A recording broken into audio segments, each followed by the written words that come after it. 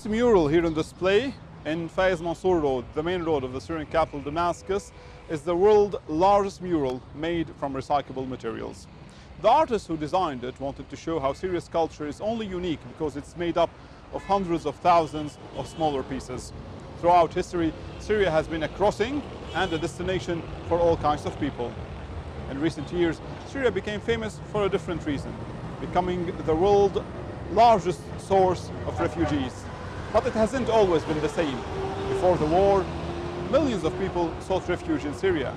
People from Greece in World War II, people from Iraq, Sudan, and even Chechnya and other parts of the world all came to Syria for safety. In fact, the Syrian government estimates that in the period between 2005 and 2007, nearly 7% of the country's population were refugees from other countries.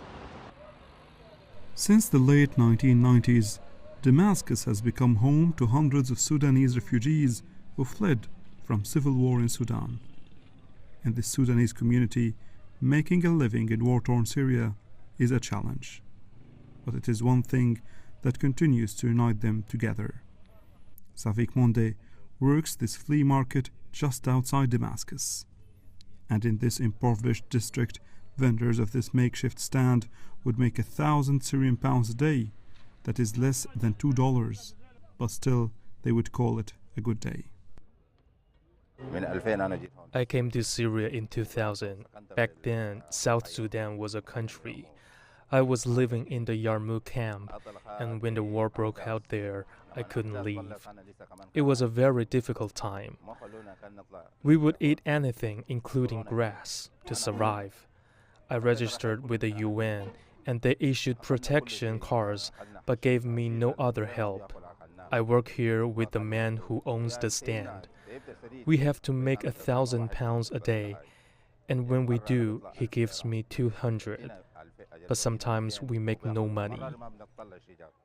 Most, if not all, of the Sudanese refugees in Syria are waiting to leave for other destinations as part of a UN Refugee Agency resettlement program. Some have been waiting for years or even decades for a chance to live in a safer place. I came here to flee the war in Darfur. Now I find war here and I have no sources of income. But the aid I get isn't enough to go back to Darfur. The situation there is worse than here. I would travel anywhere to find a safe place. Throughout the war, rockets would fall near me. In this very market, I saw 3 or 4 people dying in front of me. For 20 years, I have been registered as a refugee, and I got nothing from the UN. They bring us in for interviews time after time, but nothing gets done. Recent political turmoil in Sudan and the ongoing conflict in Syria has limited options for Sudanese refugees. But for Safik and Abdul Karim, resettlement in another country means being able to get over the past.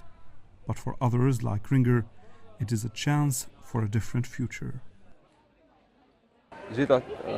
I came to Syria back in 1999, so I have been here for 20 years since I was 6 years old.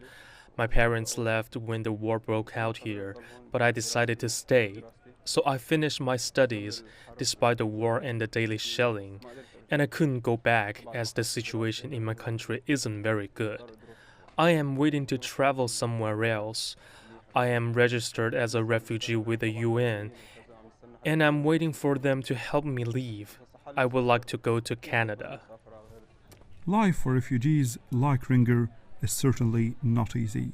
He's a stranger to his homeland and a foreigner in the place he grew up in. But he still has hope that he will finally find a place to call home. Ala Ibrahim, CGTN, Damascus.